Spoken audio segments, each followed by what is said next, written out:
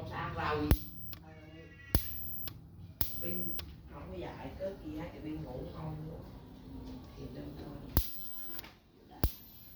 Bình tưởng dạy phụ là Bình ngủ luôn. Ngủ làm sao rồi? Em đi học rồi chưa? Em đi gặp rồi.